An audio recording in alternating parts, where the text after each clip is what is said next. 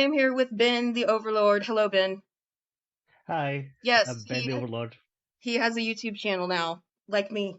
Yeah, So just he's been starting on out. here before. We've done this before, but this is the first time it's going to go on his channel.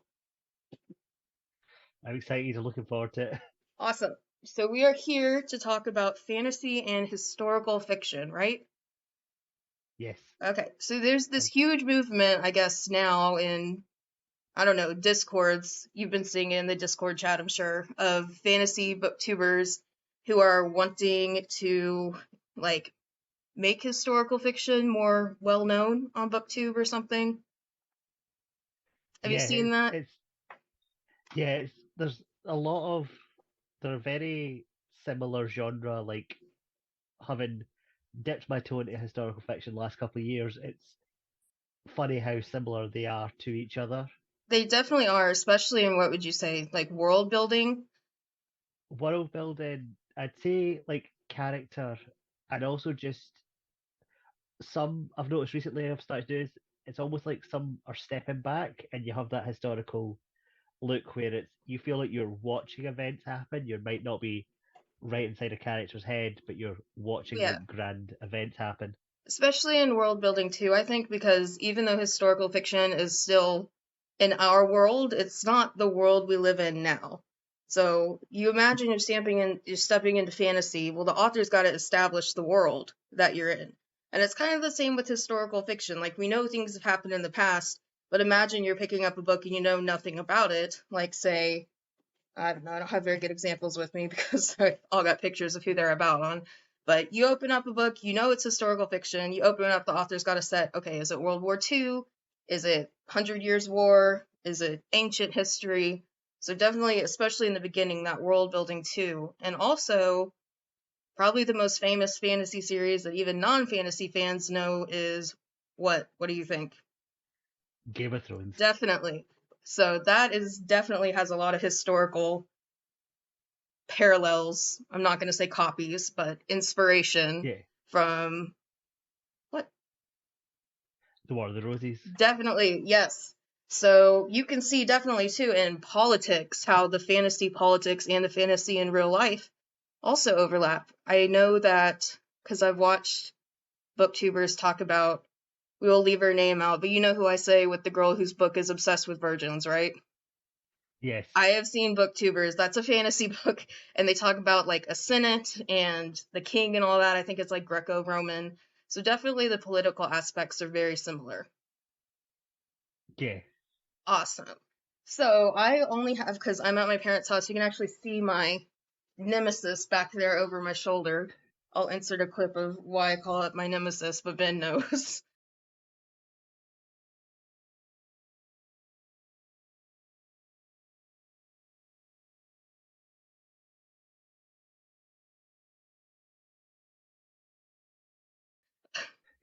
Ben knows what I'm referring to. It was intense. So I have The three horrendous historical, monster machine. yeah. So I have three historical fiction books with me. I have Joan, which you already finished. You finished it 2 days ago, right?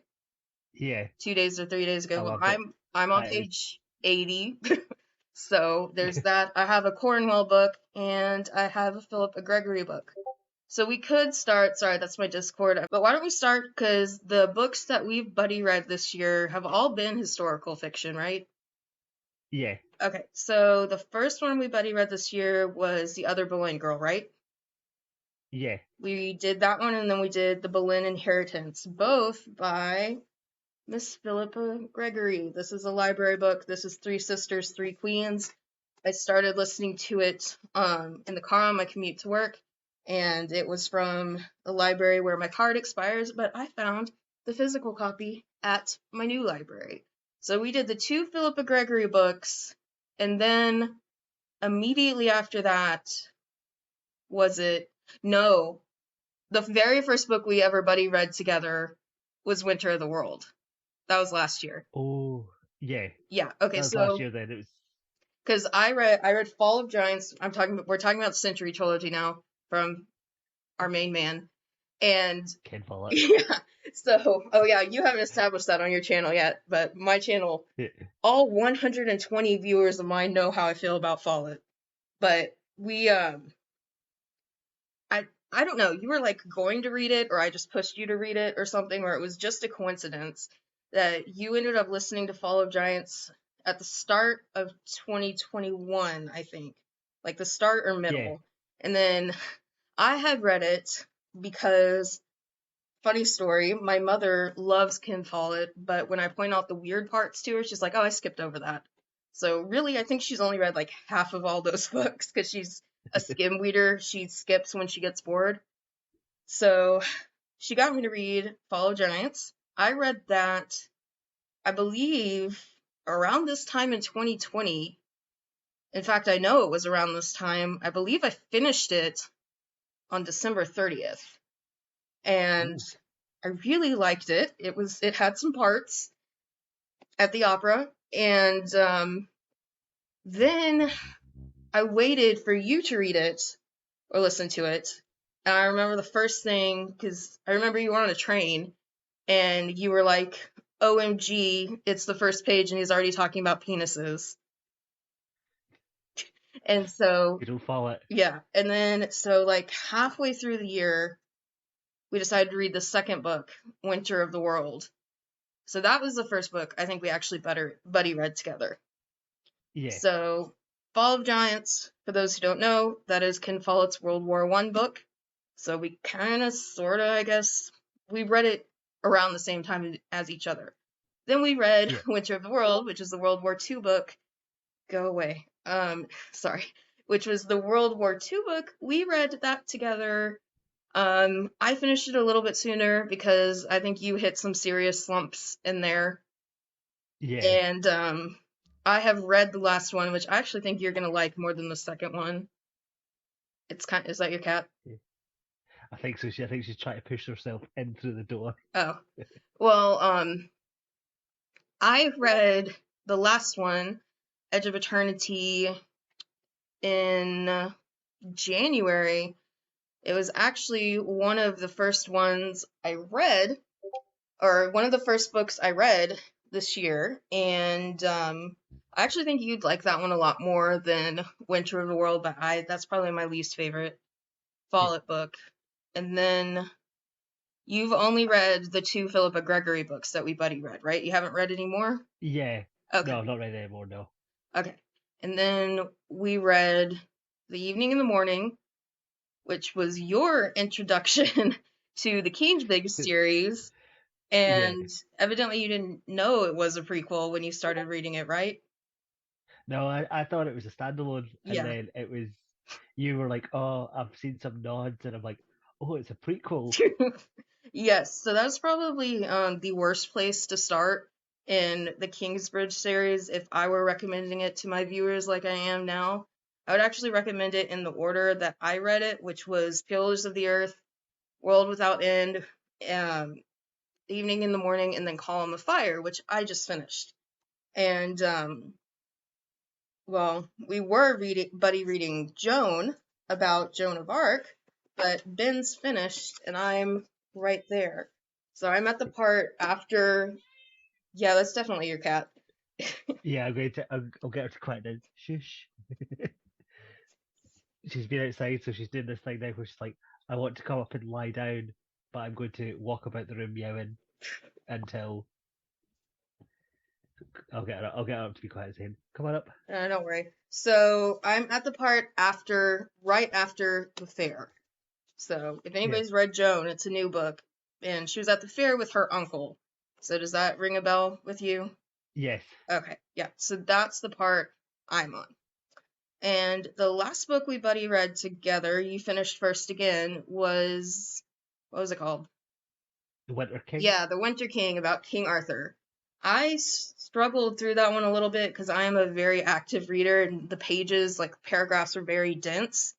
But Yeah. when I took time to sit down and get through it, I really, really liked it.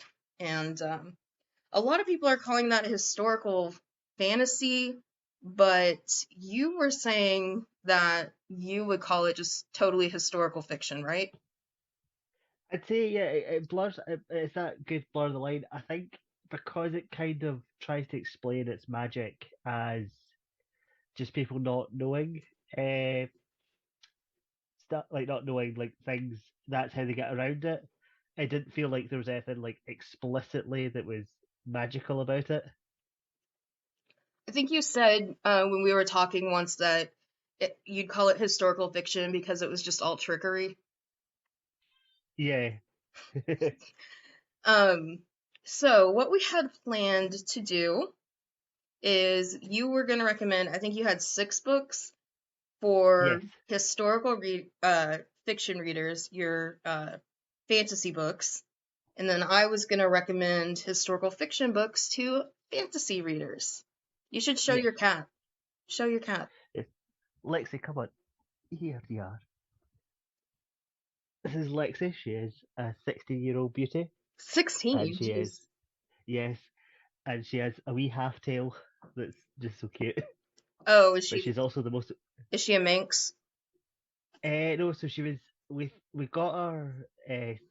We rehomed her this year, and the person who had her before's daughter was saying that she had been in an accident when she was like a kitten. Mm. Oh. So she's missing a toe in her back paw, and then she's got like a wee tiny half tail. So she's a three-legged cat? And no, so she's got 4 legs, but she's got like her back paw has like two like little beans instead of like the usual. I And I she's also I really want a she cat. likes to talk. Yes. So Okay, great. I really want a cat, but not yet. My animals are in the other room. I have 4 guinea I love your pigs. guinea pigs. Yes, I have 4 guinea pigs in my possession at the moment. Um, so I just got a message from you on Discord. Yeah, that was the cat standing on the keyboard. Okay. So, do you want Because to go ahead I and was start with your yes. recommendations?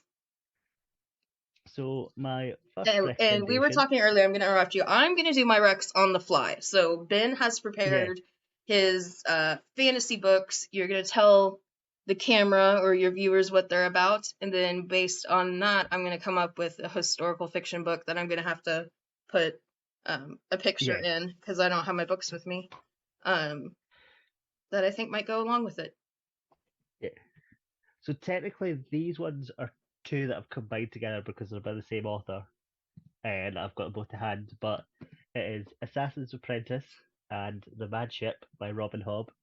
Uh, Assassin's Apprentice is about the bastard son of uh, the next in line on the throne, and just him growing up within a castle, uh, the politics of being a bastard, and also just him trying to find his place. It's quite low magic. Like as the series goes on, there is more and more magic, Mm-hmm. but it has that like historical feel. Obviously, it's medieval fantasy. It's got that historical feel, and Hobbes' writing is very similar to a lot of like really like flowery prose that you read in some historical fiction. So I find her writing is quite like you Mm-hmm. could easily jump from one to the other. Mad Ship is slightly more magical. It's about a world where if well, it's the same world but different like part of the world.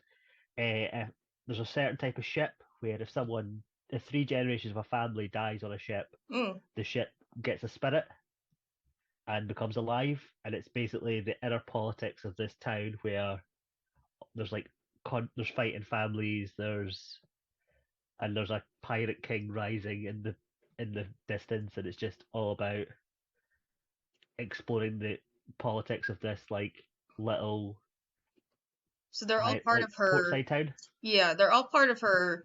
What does she call it? The realm of the elderlings. Yeah, Realm of the Earthlings. Yeah, Is there an so it's order you have to read that in? Because that sounds really good. I might read that soon. yeah, so it's probably best to read Farseer first. It's the first trilogy, but Okay. there's like slight nods to Farseer in Ship of Magic. So if you wanted to, you could. Because I know some people don't. If you don't get on with Farseer, you can jump to. However, Tawny Man, which is the third series, Mm-hmm. is a direct sequel to both To of both of these. those. Okay. Yeah, so you have to read at least those first two trilogies first, but you can read them either way. Okay. So what I heard in that was politics, boats, and Yes, family drama. So based on that, I'm actually going to recommend the Cousins War part of Philippa Gregory's, because you mentioned also flowery writing too. Gregory can have some Yeah. flowery parts. So the Cousins War parts, she writes her books all out of order.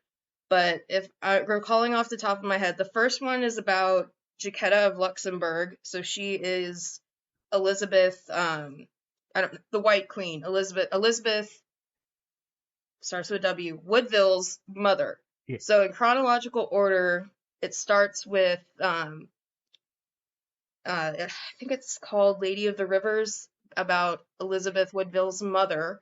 That was actually, I believe, the third one published. So we've got The White Queen, which is a book about Elizabeth Woodville, The Red Queen, which is about Margaret Beaufort, who is Henry VII's mother, who is a total she-wolf. I definitely prefer Elizabeth Woodville.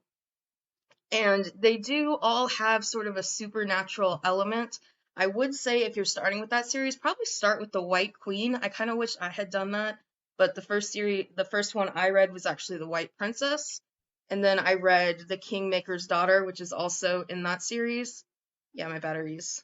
I'm at 53 now. We'll see. We'll see what happens. But No worries. huh? So no worries. Yeah. Yeah. But It should hopefully last. yeah. So what was I gonna say? Elizabeth Woodville, there is a supernatural element to that in that Jacquetta, the mother and the grandmother, as you get down to different generations, was rumored to be a witch, and we know how witchcraft was at the time. I believe she was a redhead also, so she's got that going for her. Um, but there is definitely a lot of court politics. It's a battle for the throne, as we know. George R. R. Martin based everything off the War of the Roses. The only thing I can think of is that it's all about women. So Robin Hobb, her main characters are males, correct? In the first trilogy, in the second trilogy, the Live Ship Traders, it's actually a mostly female cast. Okay, Like, yes. so you get it's about mixed in the first book, but as as you get more POVs of a family in the second and third book, you get some of the characters who were side characters in book one are main characters in book two and three. Thus, it becomes at the end. I think there's three main males characters and like five female characters. Okay. Would That you like say it's lead. more of a medieval or like a royal? Like, do you know what I mean when I say Royal Navy? Yeah, That's like Master and Commander. yeah. It feels that it reminds me of in Pirates of the Caribbean how there's the type like So like Port American Revolution. Royale. Yeah, I mean it's that. got that sort of Yeah. feel. Okay. They kind of dress that way as well. Like I think they're still only swords, but it's It's kind of like an 18th century feel. Would you say yeah, 1700s? 18th century feel, but with medieval technology ish. Interesting. Interesting. Um, Cool. That's really cool because those of you who are historically inclined and watching War of the Roses or the Cousins War actually takes place in the late 15th century, right at the end of the Middle Ages. So yeah, pretty far apart in time period, but the technology is probably similar because once we get up to the 13 whenever the Battle of Cressy was, what was that, like 1360 something? That was the first Yeah, battle to use gunpowder cannons.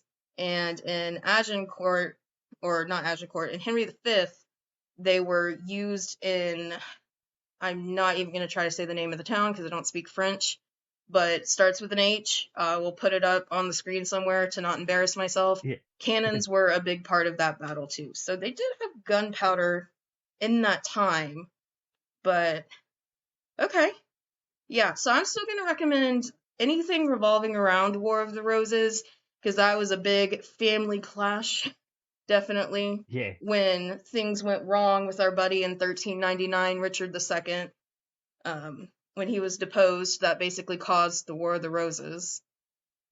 But awesome. So, next one.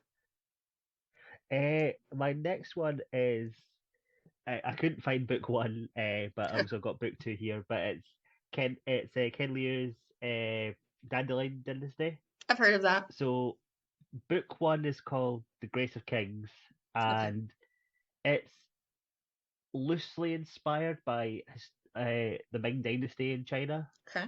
I think it's the Ming Dynasty. It's a dynasty where there's a lot of turmoil. I know it's after there was something called the Three Kingdoms era. It's later than that, but it's Okay. not Like late like medi. antiquity, would you say? Yeah, Okay.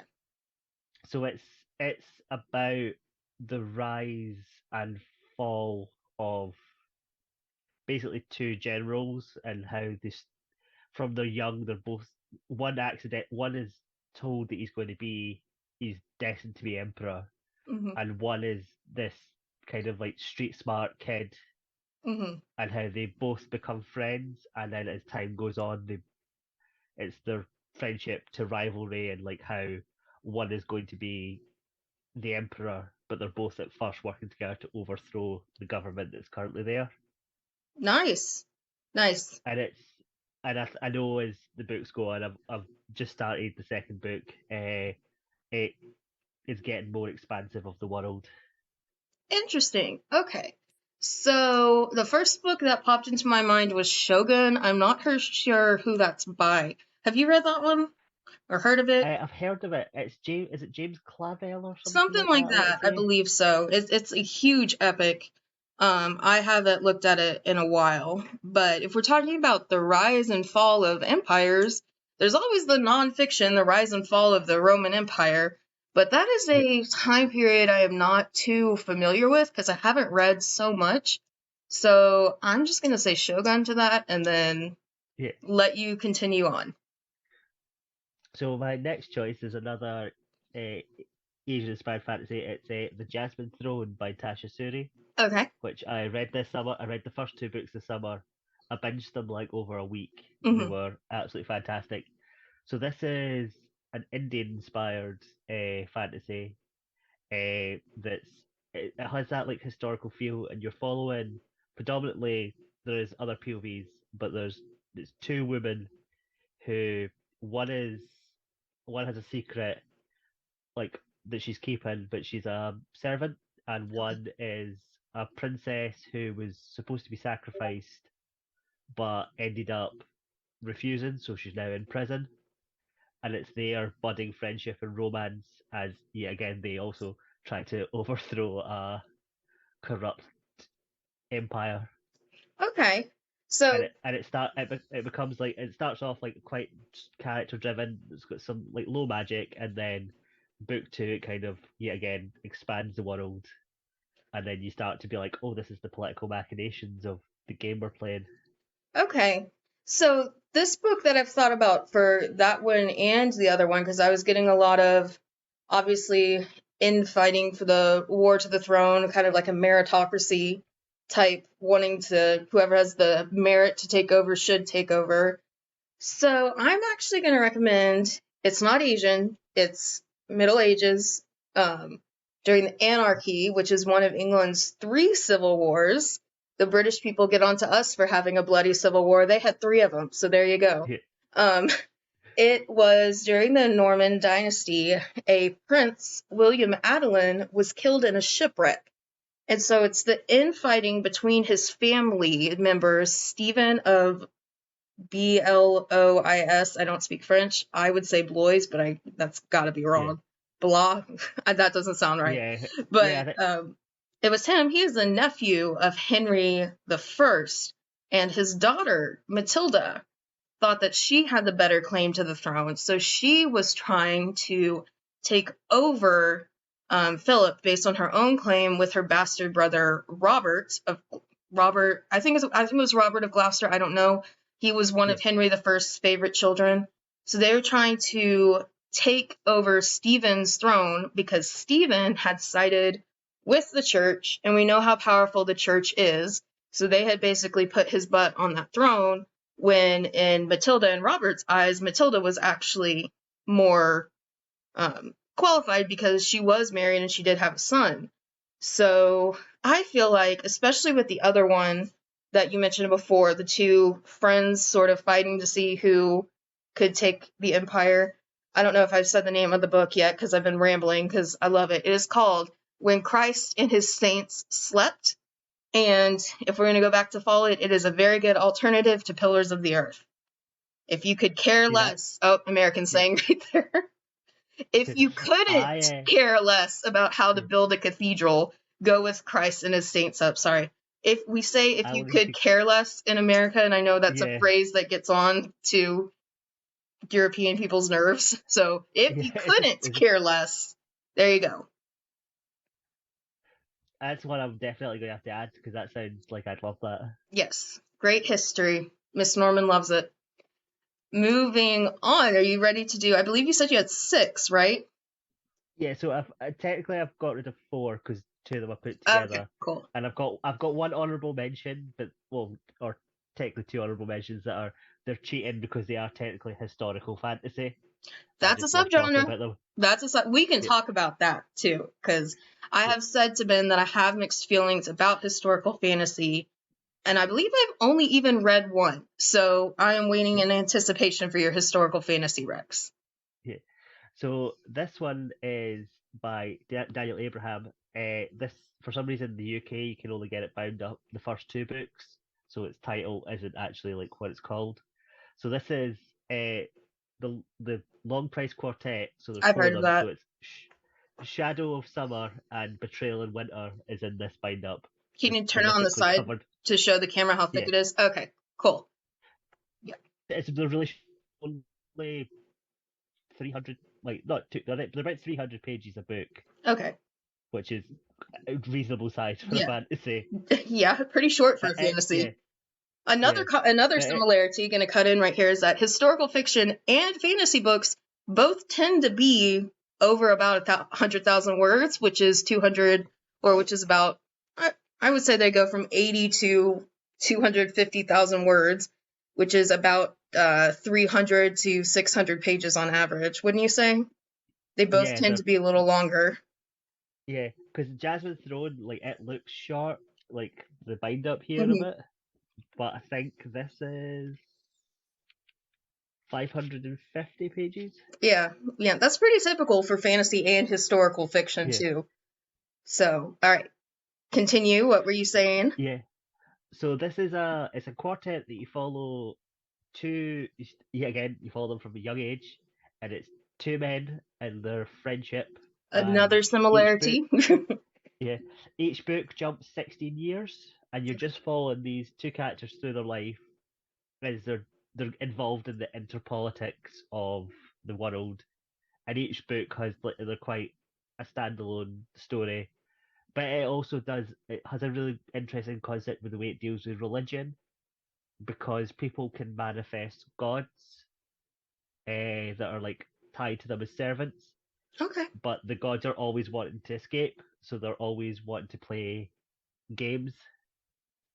Okay. So Ben recommends the Long Press Quartet, and when I heard gods coming down to messengers, what what do you think I first thought of? Joan. Gotta be, yes, our messenger herself. I am only 80 pages through. Joan of Arc had a complex partial seizure and thought she got a vision from God. And if you know history, which I don't think either me or you really knew that much about Joan of Arc before we started going Yeah, in, did we?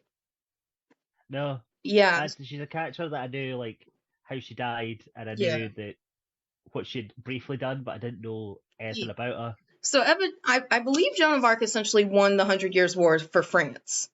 So is that true? Is that right?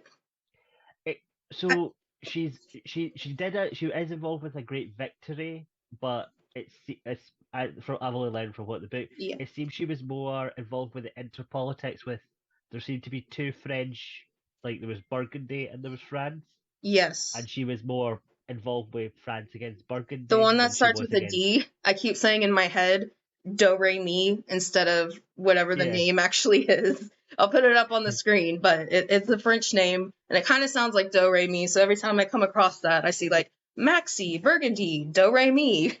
But definitely, we're talking about gods coming down to the masses. Um, I know that England's last stronghold in France was Cambrai for the longest time, and I think that's what was left yeah, over from the Hundred Years' War. Joan is known as the Maid of Orleans. I think I said that well Yeah, enough. So that must be the yeah, big victory you're talking about. Um, yeah, so that is my recommendation for uh, lovers of the Long Price Quartet. There are also some pretty good, not just Joan as a strong female lead, there are good male characters. Wouldn't you say in this? Very good male yeah. characters. I like her uncle and Very her much. relationship with a Donfong. Yes.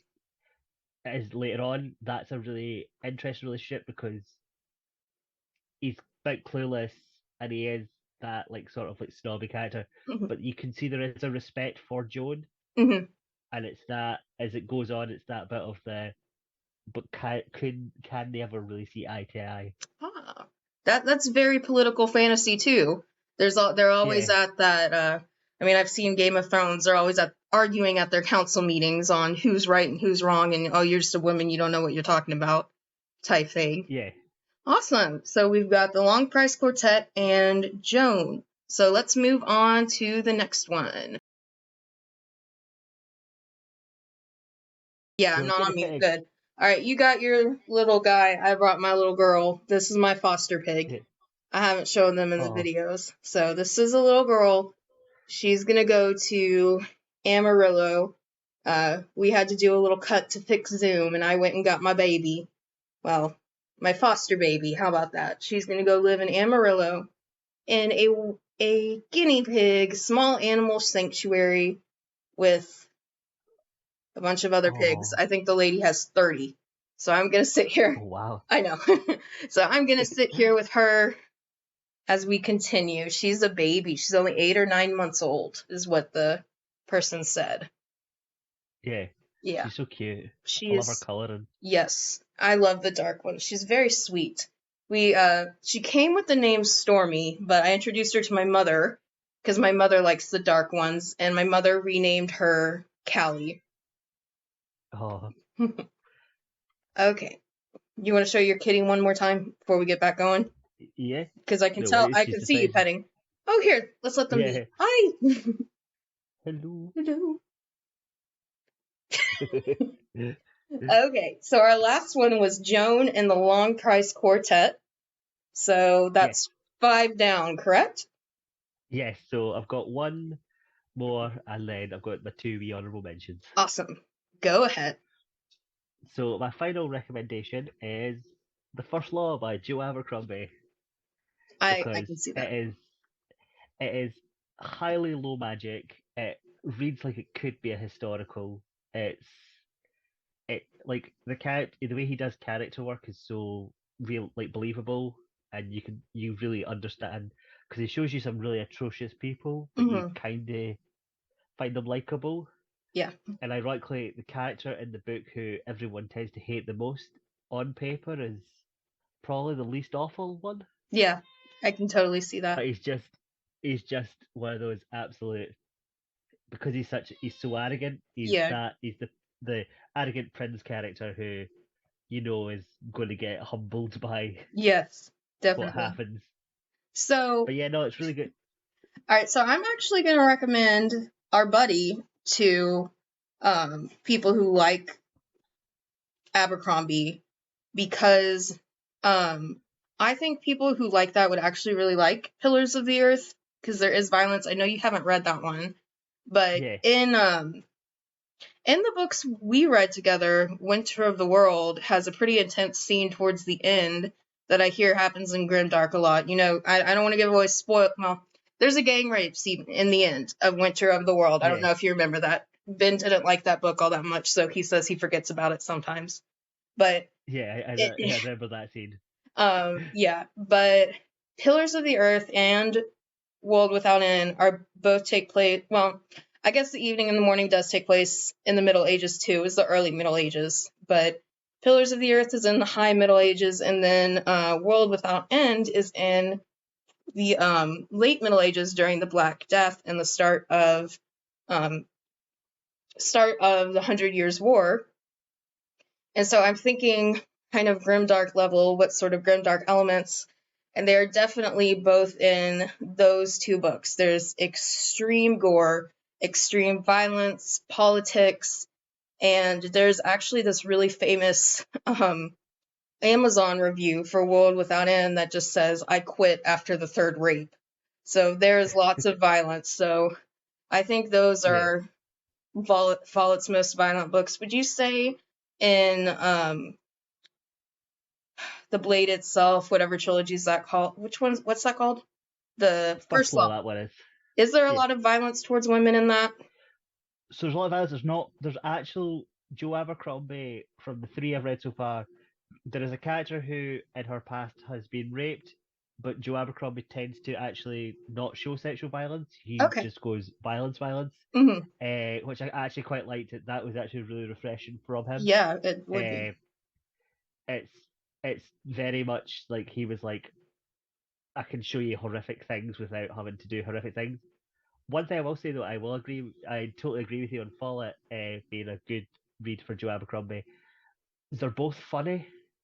Hmm. Follett sometimes intentionally, sometimes unintentionally, Yes. but Joe Abercrombie's the way he writes, it can be like a really horrifically dark scene, but you'll chuckle Yeah. because the just how like there's a character called Glockta I and remember. he's So I he's a read the first like 15 to 30 pages of that. He's the one who's in pain, correct?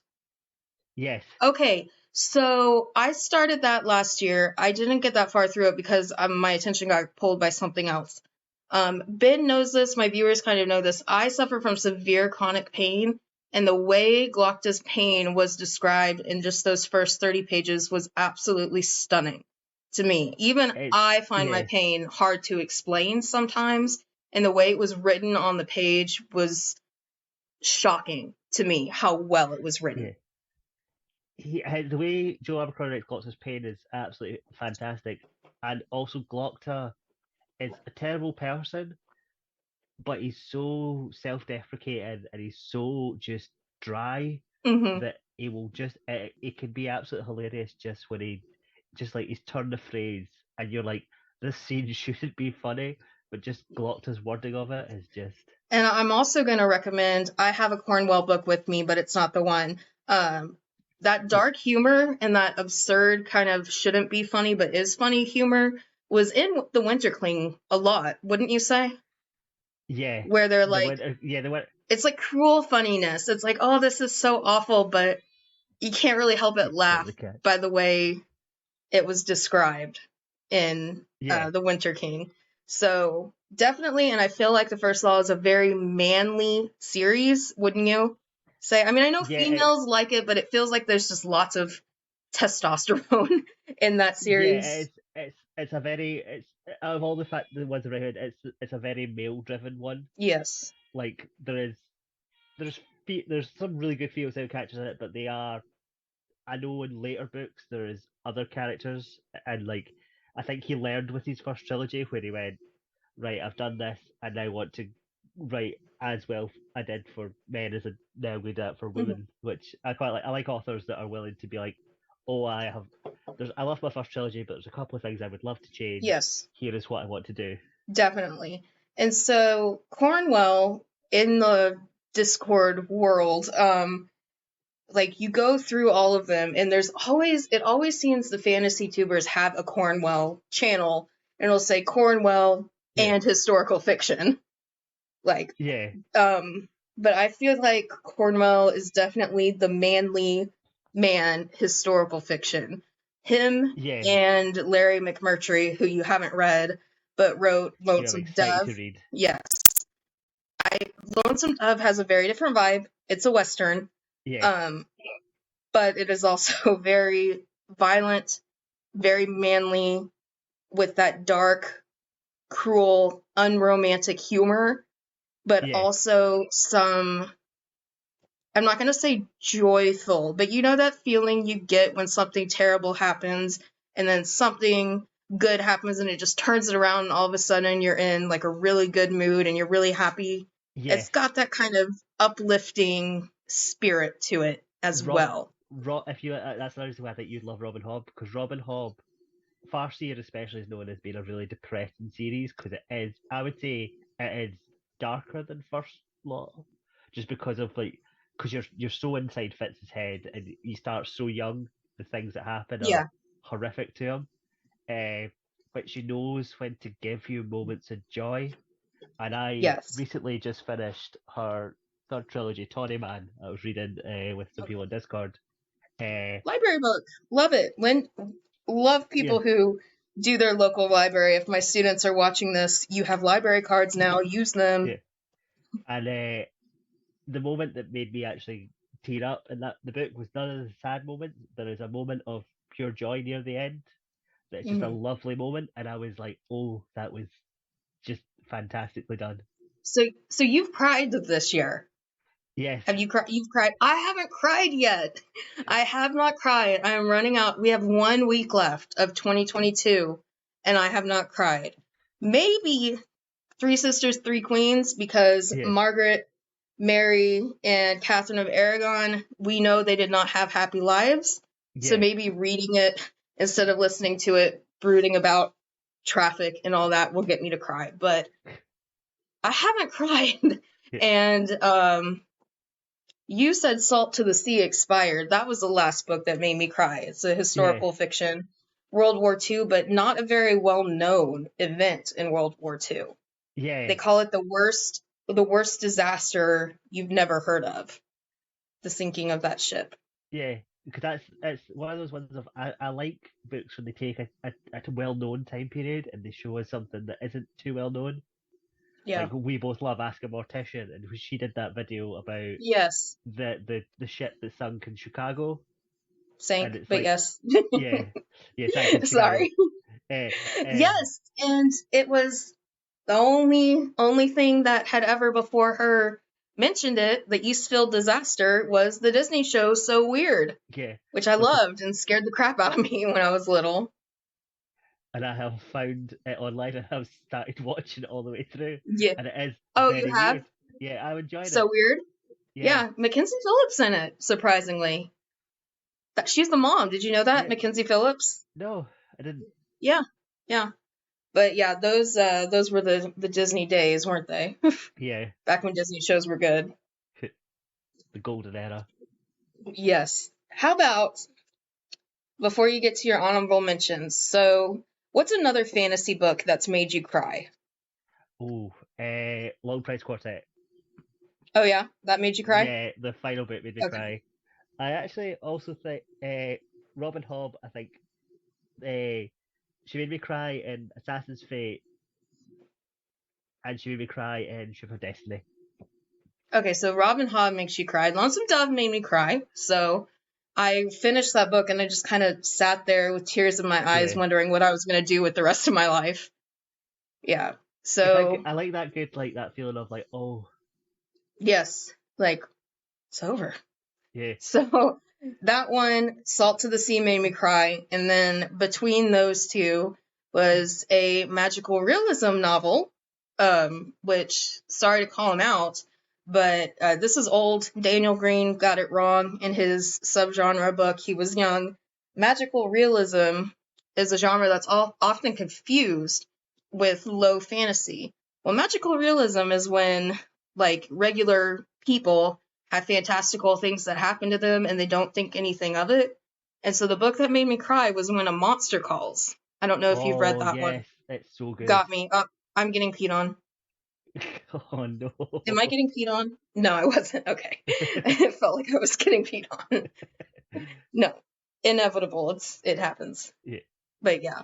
So, that one made me cry. So those are the last three books that made me cry. Lonesome Dove, A Monster Calls, which my mom laughed at me for crying at that because the movie was on Netflix for a while and she just read the log line. She's like, "What?" and is laughing at me for crying. I'm like, "It's sad." And so, yeah. yeah, Another it one takes was place in England, yeah, doesn't it? yeah, it does, yeah, Yeah, I was a mess. yeah. I was a mess. Another one And is Great Coats Book 3. There is a bit at the end of that book that just oh it just because that those books are dark and like they are probably as funny as they are the grimmest and darkest books I've ever read. oh, Like really? Say it like again. the Great Coats series. Great So it coats. starts with Okay. Traitor's Blade by Okay. Sebastian de Castell. They're fantastic. horrific things happen to Falco, the main character, and you are just like, oh my god. But there is I'd seen in book three that I've spoken to a couple of people about it at the end of book three, and it's just a bit where you think you know where something's going to go, and then it's a complete heel turn, and you're like, oh, I wasn't expecting like the feel, like the real just the gut Mhm. punch of, oh, that is actually really quite painful. Yeah, yeah, definitely.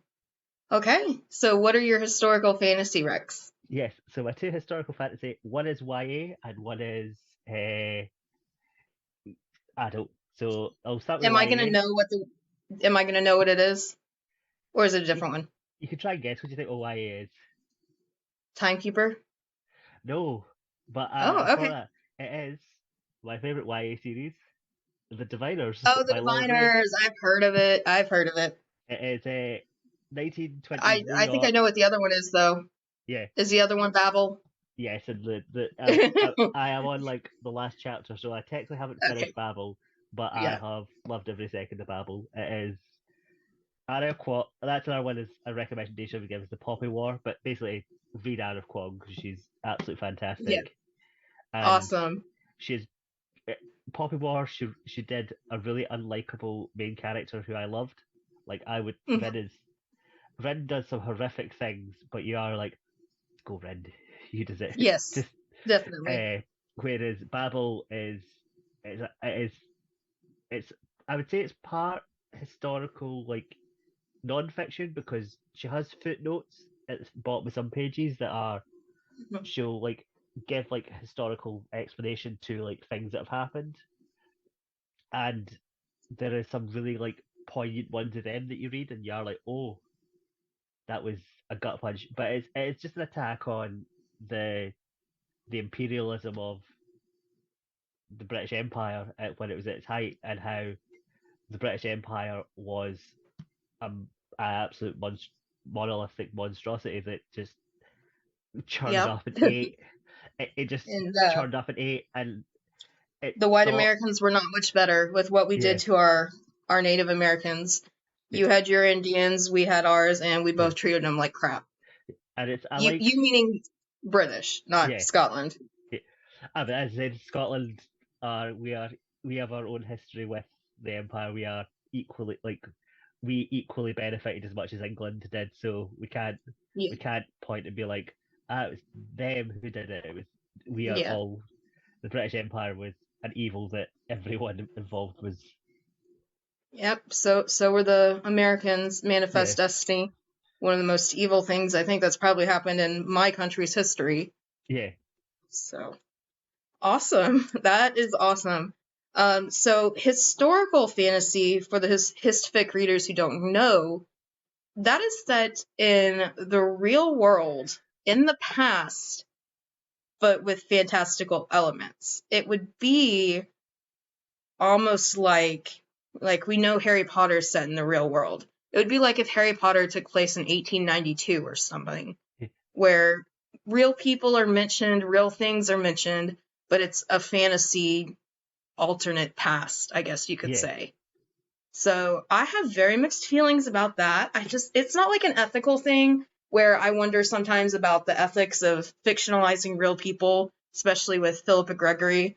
yeah, But that just seems like maybe it gets in my way of suspension of disbelief for some reason. It's like yeah, I can look at fables and Harry Potter and just totally suspend my disbelief. But it's like you put it in the past. I think it's a disconnect for me because I almost, when I read a historical fiction novel, I'm already removed from reality in a way. And yeah, then to add that extra layer of fantasy on top of it, I think it's just a little discombobulating for me. yeah. But I am going to try Babel. You know, Babel is it's concise. It's it Your has kitty is mad at I you. know she's like I want to go outside, and it's like I it's think too we're I late. think we're getting near in the end, so she'll be Yeah, okay.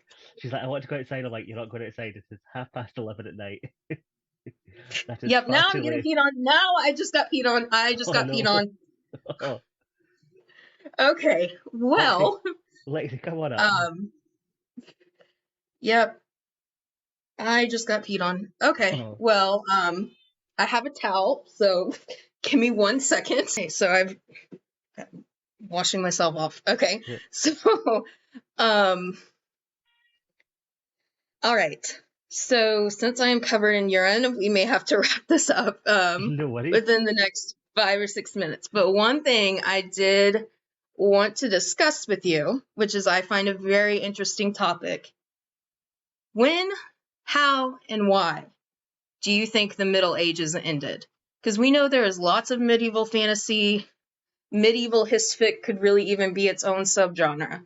Yeah. So when did you give yours and then I'll give mine? Because I feel like I can almost like pin it down to the moment of when Yeah. it ended. So go ahead. For me, what I always say about it is it's not Henry VIII, but it's his dad. When the War of the Roses ends, Hmm. in my head, that is immediately right. This is the Tudor dynasty, and because the Okay. Tudors are so well taught in the British like Okay. schools, I feel like the Tudors feels like its own distinct period, almost like you know how the Victorian is the Victorian era, Yeah. the Tudor dynasty is the Um, Tudor era. that's an awesome answer because it's totally different in the US. I Yeah, really don't even think average Americans could tell you one other Tudor monarch. Like, I don't yeah, think it connects with them that Elizabeth was a Tudor. yeah, Um, so for me, and this is why I was so excited to find this book. This book starts in 1501. yeah, What I always say is Henry VIII was definitely the first modern king, because once we get to his reign, we are like well into the early modern period, would you say? yeah, Or the part of his reign that everybody knows, like 1529 when he's wooing Anne Boleyn. We've been in the modern period for a while. yeah, I feel like there is this short kind of intermediate period where it's all sort of meshed together, and there are still people who have those middle ages values, but then the modernization is kind of pushing up. So you've got the church, the Inquisition, and then you've got Christopher Columbus, the Tudors kind of rising, and eventually they break through. And I think Henry VIII was definitely a modern king, but a medieval prince. yeah, That's what I like to say.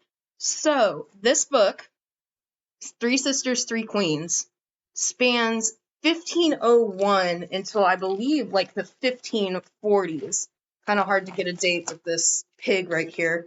Let me see. I'm in the author's note. 1529. So, 1529, that's 28 years. So yeah, most people, when we talk about the Middle Ages, they'll just round it off to 1500. yeah, I feel like the sort of straw that broke the camel's back with the Middle Ages is 1492 Christopher Columbus sailing. I feel like it yeah, started with Bosworth Field, with Henry VII taking over, but in my American mind, he's still a medieval king. yeah, Very much so. Especially his wife, Elizabeth of York. She feels very medieval as opposed to even Catherine of Aragon feels way more modern than she does, at least in the yeah, books I've read. Um, so if you want to understand and experience the end of the Middle Ages as they happen, and this ends in 1529, which total coincidence was the date I was talking about because I know that's the year. I believe that's the year Wolsey died or something, yeah, but that's the year the Wolf Hall miniseries kind of opens with. Um, that period between 1492 and 1530, 1529, I feel is the transition period where the modern values start to take over. And after Bosworth Field, it was still more of a Middle Ages mindset until Columbus left, in my opinion. yeah, I don't feel like you can like, see, I think it does come down to education because we don't learn about Henry VII at all in school. At all. We learn about Henry VIII. We learn about Anne Boleyn. Elizabeth is a big part of our education, big part of our education. Yeah. Then from there, we go to the Pilgrims, and it all starts essentially with Christopher Columbus, and that's when we move in. So in my American mind, we go fall of Roman Empire, and then that huge 5,000-year period of the Middle Ages is just all one big mush to us until we Yeah. get to Columbus. So that is when I think it ends. You're saying it ends in Bosworth Field. Yeah, I'd say, You although I froze. feel like it gets. Oh, is that yeah? You froze I was, just then. you know, That I was last saying, second, you're gonna have yeah, to repeat what you said for that last second. You were totally frozen. no worries. Yeah, so I was saying I totally agree. I think it did end with Bosworth Field, because it feels like once Henry came over, he's like Henry the Seventh's like the transitional king. I would say, like he's the last king of, as you were saying, the last Henry the Eighth was the last prince. He was medieval prince, Hmm. but modern king. Because I think as well for the especially from Scotland though, I'd say the late medieval it does become a bit blurred because obviously it's I know it's 12 1300s, but the Scottish English Wars of Independence, Hmm. there's a lot we learn a lot about that, so that feels like a really fleshed out bit of history to us. But if you were to ask me like what happened 100 years before that, I would be like, things happened. There was some kings. People I probably feel like died. most Americans' knowledge of the Scotland-England War sadly comes from Braveheart, which I think is probably Yeah, the most historically inaccurate movie ever made. yeah. I'd compare it with the Patriot, which is really funny because I absolutely despise Braveheart, but I love the Patriot because the Patriot is Patriot's a so. good movie. But it's one of those ones where you're like, it's historically inaccurate, but it's that bro camp. Is it? Yeah, there's a lot of Is it things. historical? Yeah, apparently there is a lot of things they're talking. And there's a great YouTuber I watch called whatever, I forgot his name now. He compares adaptations of historical things and talks about how historically accurate adaptations are. Okay. And it's he did one on the Patriot, and there is little things where you're like, ah, they like On they the try. British side or the American side, or I think both? I think it's a bit of both. Interesting. I watched that movie so many times in history class. It's Yeah, like The Patriot and Glory are the two movies you watch in American history. Definitely. And now I think it's The Help, too. yeah. They watch The Help in American history. I think Okay, so Ben, we're gonna have to wrap it up because the urine's turning cold on my side. no worries. But this was really, really fun. I love Yeah, having video chats with you no, I about love it. books and history, and so we are definitely gonna have to do this again whenever the Yeah, next anniversary or something of something historical comes up. So, definitely. um, yes, definitely. So, I'm gonna go take a shower. No worries. I'm gonna do my outro for my people, and then I will leave you to do your outro for yours. And Merry Christmas! Yeah, So, Merry Christmas to so you too. see you guys. Subscribe to Ben, please. I'll link his channel down below.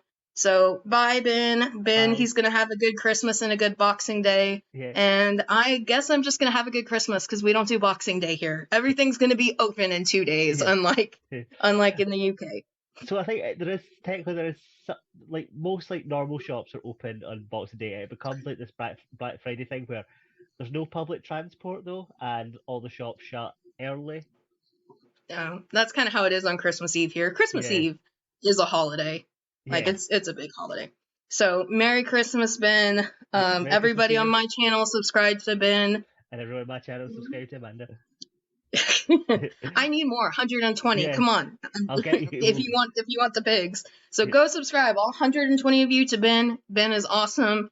He's a good friend of mine, and I need a shower. So bye. Bye.